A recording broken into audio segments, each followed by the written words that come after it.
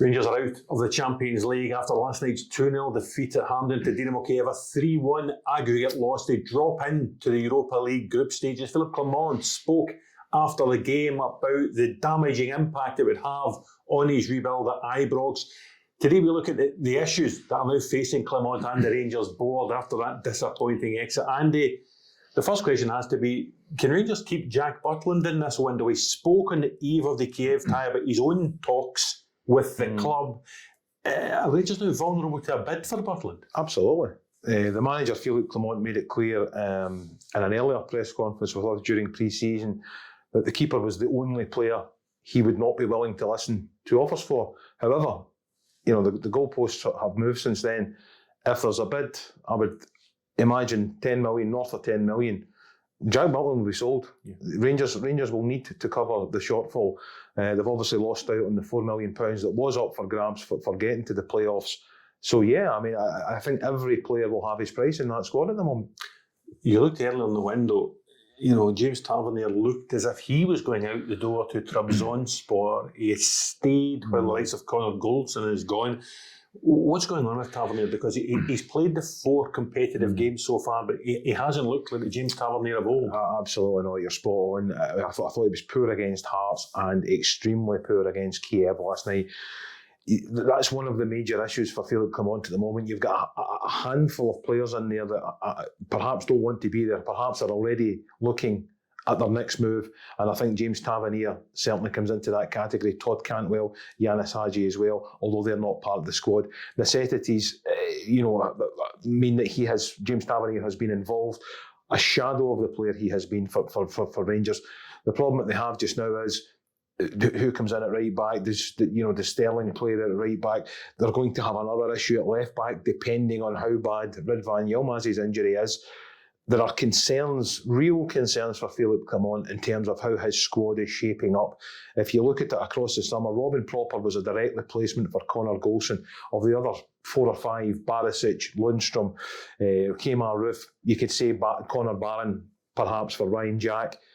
These guys have not been replaced. Yeah. These guys have not been replaced, Roger. Your Champions League has now gone. The start of the season, we're underway. They now have the League Cup to come at the weekend. And the question Rangers fans are asking themselves this morning, where is the money going to come now to fund this rebuild? You touched on Ridvan Yilmaz's injury, stretchered off in the later stages at Hampden last night. Philippe Clement made a big play in the summer that the injury situation would never be as bad again as it was last season. But already Nicholas Raskin's missed the start of the season. Oscar Cortez is missing a spell. It looks as if Yilmaz will miss a spell.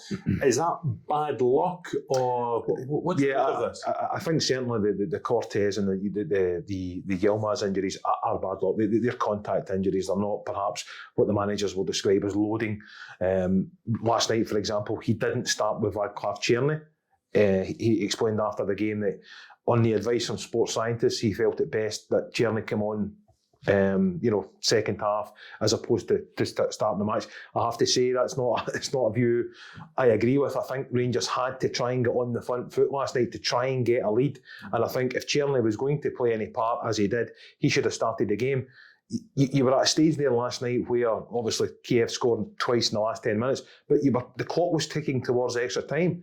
So Černý would have had to play perhaps an addition. Exactly. So why not play him for? And I think this is where Rangers fans are now beginning to ask questions of the manager, and understandably so. The biggest question Rangers fans continue to ask is, when will they get back into Ibrox? You were there last night, Andy. Hampden last night was not the same as Ibrox on a European night. The crowd was obviously down. Is that still the biggest issue for Rangers at the moment, getting back home? It's one of the issues. It's certainly one of the issues. I wouldn't say, I think getting players in the door at the moment is probably the biggest issue. It's a hindrance, there's no doubt about it. I said after the first leg in Lublin in Poland that the second leg, it was tailor-made for a night like Ibrox. Even if Dessers hadn't scored the league equaliser in Poland, if Rangers were chasing down a 1-0 deficit, that would have been tailor-made for Ibrox. You have the crowd, 50,000 plus, the backing, the noise. Hampden last night didn't even, paled into insignificance, the reaction from the supporters. The players have to do their part. They have to get on the front foot, as we spoke about. They have to give the fans something to cheer. There was vast swathes of empty seats last night. it'll be interesting to know what the crowd will be at the weekend. Well, that's what I was going to ask next. Will supporter number dwindle? The next 39,000 last night was obviously well down at what Ibrox would have been in a European night. It's now St Johnstone. It's the League Cup, which I don't think is on the season ticket. It's a 5:45 kickoff on Saturday evening, an awkward time. It's live on television as well.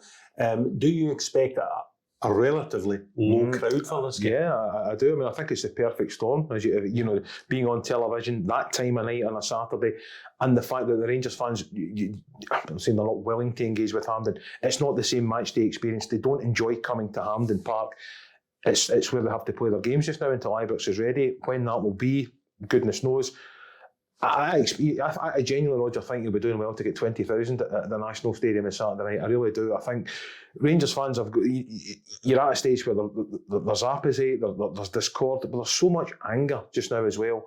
With the board, the running of the club. I mean, the current board, this is the perfect example of how not to run a football club. What has taken place over the last, however many years, 4 or 5 years. The guys who tend to be in the line are John Bennett, formerly James Biscoe, Philip Clement. They are the public face of the football club. Behind the scenes, Neil Coppin is working on transfers, both ins and outs. Have you been surprised at some of the transfer moves? I'm thinking Hamza Igamane, Clinton and Siala come in a blaze of glory, only for the manager to say they're not ready for the team. And then the outs, which are almost as important to get you free up money, free up wages, bring in transfer fees. The likes of Yanis Hadji and Todd Cantwell still in the building while they don't want to be there, and clearly the manager doesn't want them to be there. It's a mess. That's an absolute mess, Roger. It really is. But that's the problem. As I said to you there, you have a group of guys who don't want to be there, who want to be elsewhere. The problem Rangers have is who's going to take them off their hands. Todd Cantwell, for example. Yanis Hadji is the situation. It was obviously a financial situation. If he played another game, it triggered extra payment, etc. The recruitment process, it's all well and good planning for the future. Obviously, you need to do that. I completely understand that. But there has to be a balance. You have to have players you're ready-made to drop it. If you lose players like Barisic, Ryan Jack, Kemar Roof, John Lundstrom in the summer, you have to have guys there able to come in and replace it. The Rangers haven't replaced those guys. Connor Golson Popper for Connor Golson, Barron for Ryan Jack. Out with that, there's 4 or 5 players have left the building, Roger, who haven't been replaced. And you mentioned Kemar Roof. There was a spell not so long ago. Rangers had Alfredo Morelos, they had Jermaine Defoe, they had Kemar Roof, they had options in centre forward.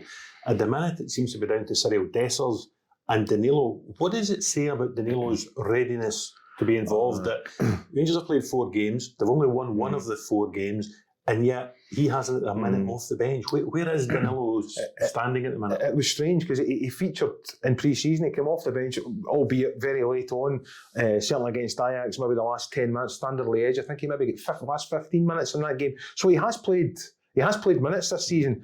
Where he is in terms of, I thought the Tynecastle one was particularly strange in that it was nothing each. Rangers had got a foothold in the game in the second half. If you're chasing a goal, why not throw Danilo on for the last time? Clearly the manager,